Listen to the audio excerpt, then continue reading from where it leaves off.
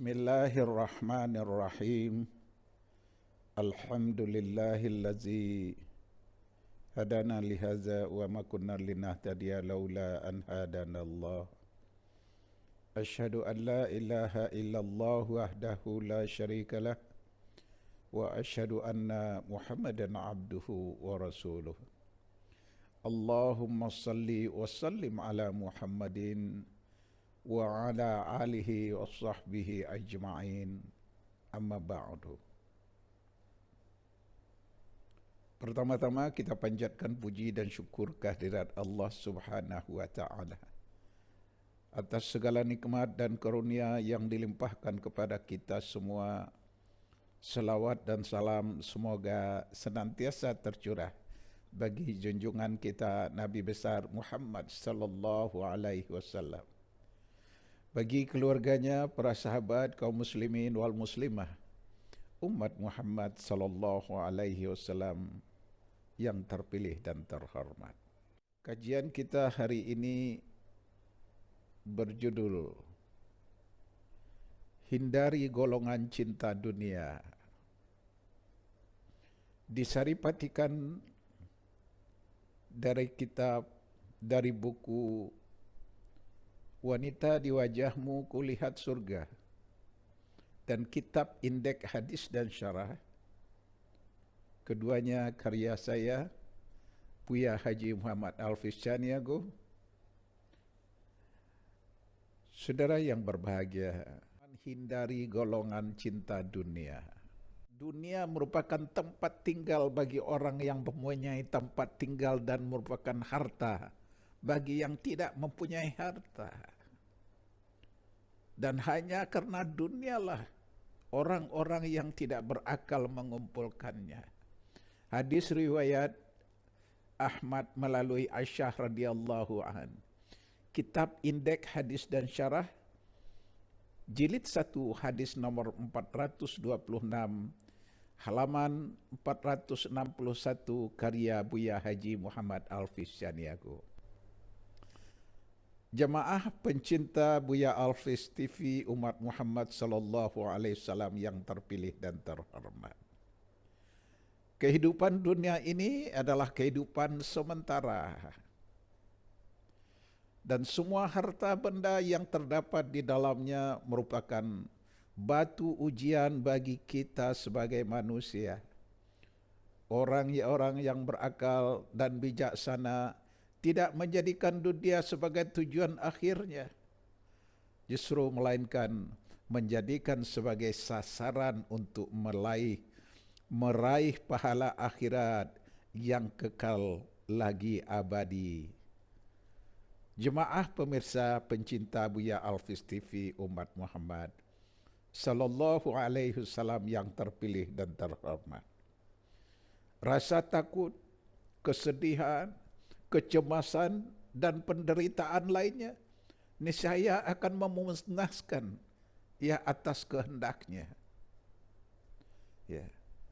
Kebaikan dan keburukan sama dengan keuntungan dan kerugian adalah bagian dari dunia. Ketika engkau telah menjalani kehidupan, melihat dunia ini terbentang dengan segala gerak isinya,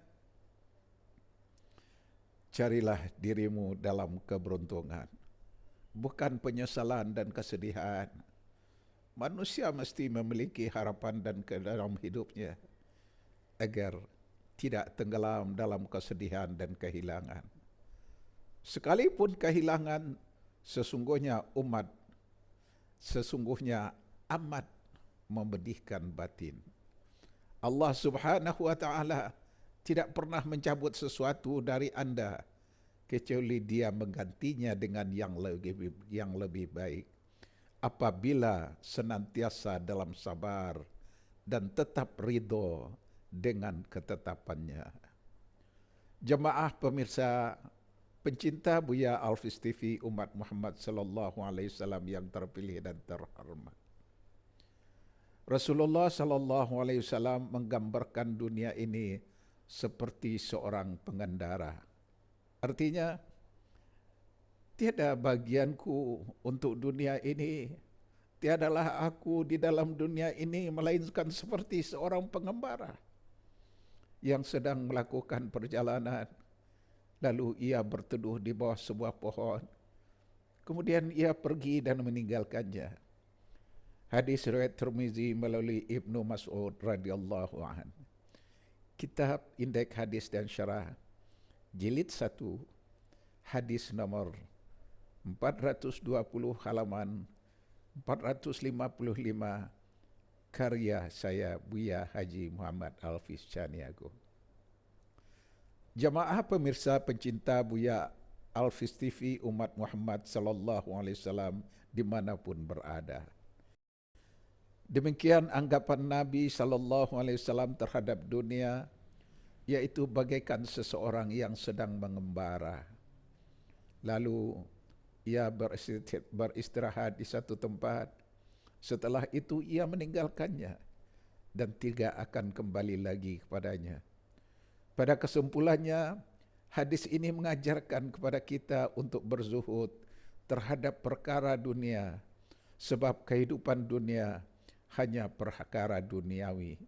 Sebab kehidupan dunia hanya sementara, yang abadi adalah kehidupan akhirat. Jemaah pencinta Buya Muhammad Alfiz TV, ya, yang dimanapun berada. Dalam kehidupan sehari-hari kita sering jumpa saudara-saudara kita yang kehilangan si buah hatinya, ya, dan seluruh keluarga sekaligus akibat sebuah bencana alam adalah peristiwa yang sering dianggap merugikan bagi hidup. Dan paling menyedihkan, namun Allah telah menjanjikan, barang siapa yang kehilangan anaknya, kemudian ia tetap berusaha dalam kesabaran, maka di alam keabadian kelak akan dibangunkan untuknya sebuah Baitul Ham, istana pujaan. Barang siapa aku ambil orang yang dicintainya di dunia, tetap mengharapkan ridhaku, niscaya aku menggantinya dengan surga. Maka tidak usahlah Anda terlalu bersedih dengan musibah yang menimpa. Sebab yang menentukan semua adalah pemilik surga. Di dalam hadis Rasulullah sallallahu alaihi wasallam, ia bersabda, diriwayatkan dari Abu Hurairah radhiyallahu an, katanya, ketika diturunkan ayat yang bermaksud barang siapa melakukan kejahatan, niscaya akan diberi pembalasan dengan kejahatan sesuai dengan kejahatan itu. Orang-orang Islam merasa amat sedih, tetapi Rasulullah bersabda, sederhana dan jangan terlalu bersedih berlebihan, serta berusaha melakukan yang benar. Setiap musibah yang menimpa orang-orang Muslim adalah satu peleburan kesalahan, biarpun hanya tersusuk duri sekalipun. Hadis riwayat Bukhari. Saudara, Kitab Indeks Hadis dan Syarah, jilid 1, hadis nomor 436, halaman 470, karya Buya Haji Muhammad Alfiz Caniago. Jemaah pemirsa pencinta Buya Alfiz TV dimanapun berada, hidup ini laksana siang dan malam. Ketika hilang kegelapan, akan datang sinar terang, yaitu siang. Demikian pula sebaliknya, di tengah keriangan cahaya siang muncul kegelapan, namun bulan menjadi indah dalam kegelapan. Makanya ialah orang-orang yang hatinya terikat kepada Allah Subhanahu wa taala. Dalam ridha-Nya, ya, meyakini sepenuhnya datang dalam keridhaan, meyakini sepenuhnya dan ridhonya, jiwanya akan tenteram. Zikirlah seperti yang diajarkannya pada hamba untuk menenteramkan jiwa yang pedih karena musibah dan kehilangan. Ingatlah, dengan berzikir mengingat Allah, hatimu akan tenteram. Wa tatma'una qulubuhum bizikrillah. Dengan berzikir kepada Allah, hatimu akan menjadi tenteram. Betapapun luar biasanya kecintaan Anda terhadap keluarga, harta benda, kepada kemegahan dunia, semua itu adalah fana. Ada kampung akhirat yang menanti. Ada ganti ganjaran yang akan Anda terima dengan ketabahan, kesabaran, serta senantiasa beribadah di dalam jalannya. Ini ikhtiar dan ucapan selamat bagi orang-orang yang ditimpa musibah. Dan kabar gembira bagi orang-orang yang menerima bencana. Ia akan mendapatkan kesenangan di akhirat. Jika engkau sengsara hidup di dunia, akan hidup bahagia di akhirat kelak. Ya, akan berbeda pula jika orang yang lebih mencintai dunia hanya menambahkan kenikmatan dunia, mencintai sepenuhnya dengan anak-anak dan harta benda yang merupakan perhiasan hidup, titipan Allah Subhanahu wa ta'ala. Hati orang-orang seperti itu akan tetap gundah gulana, galau, pilu, dan dalam kecemasan. Ketika ditimpa bencana, kehilangan merupakan ujian dan cobaan darinya. Suatu cobaan bagi orang-orang yang hanya memandang kenikmatan dunia adalah suatu yang gelap gulita selama-lamanya. Ya, mereka hanya memandang ke bawah, betisnya saja, tidak pernah berusaha memandang ke langit dan alam raya yang lebih luas.